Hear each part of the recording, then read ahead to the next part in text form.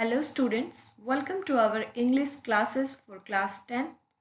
Today I am going to teach you a wonderful poem that is Dust of Snow and Fire and Ice, written by Robert Frost. Let us meet our writer. Robert Frost was an American poet and winner of 4 Pulitzer Prizes. Famous works include Fire and Ice, Mending Wall, Bitches, Out, Out, Nothing, Gold Can Stay, and Home Burial. Let us recite the poem. Dust of Snow. The way a crow shook down on me, the dust of snow from a hemlock tree, has given my heart a change of mood and saved some part of a day I had rued. So these are the wonderful lines of the small poem Dust of Snow. So you can see the image. In the image, a speaker is standing and the crow is sitting on a branch of tree and soaking the dust on the poet. Poet says that once he was in a sad, depressive mood and was sitting under a hemlock tree.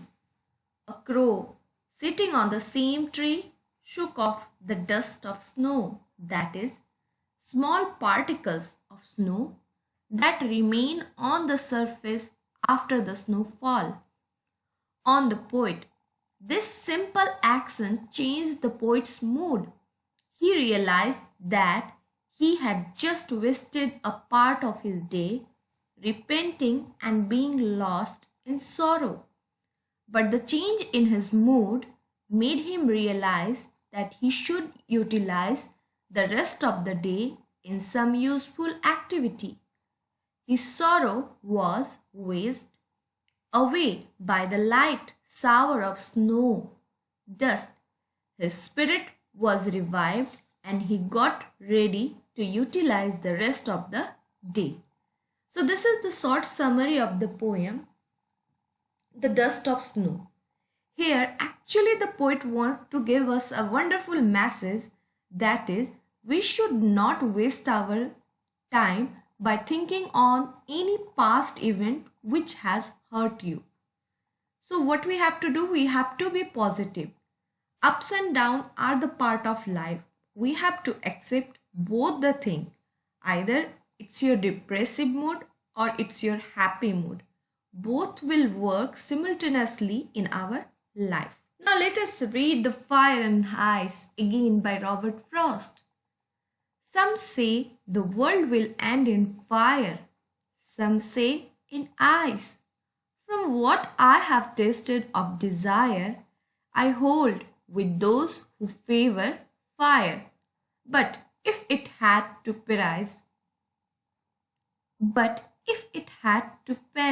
twice, I think I know enough of hate to say that for the destruction, ice is also great and would suffice. The students, if you will see fire and ice, one symbol is towards desire and the other one is towards hate. Fire and Ice is a short poem by Robert Frost. In this poem, the poet refers to two predictions of how the world will end. Some say it will end in fire, whereas others say it will end in ice. According to the poet, fire stands for desire, greed, or lust. The more you try to satisfy them, the more they grow. There is no end to it.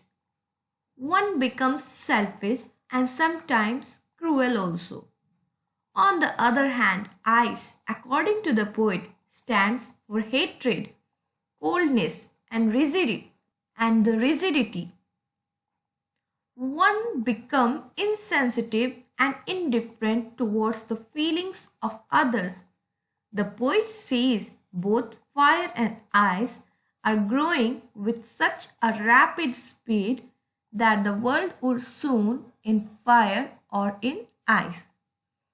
So students, here fire and ice refers that the world will end either through fire or through ice.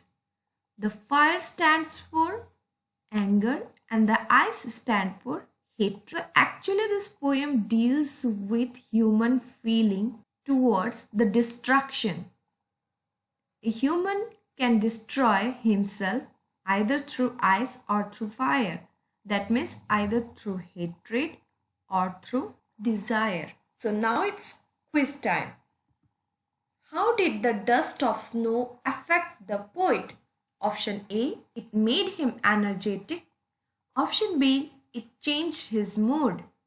Option C, it made him superior. And option D, none of the above. Yes, your correct answer is option B, it changed his mood. What did crow shake on the poet? Dust of tree, dust of garden, dust of snow, dust of land. Yes, the answer is dust of snow. Question 3. Why do some people say that the world will end in ice? Option A, because love among people is increasing fast. Because hatred among people is increasing fast. Option C, because lust among people is increasing fast. And option D, none of the above.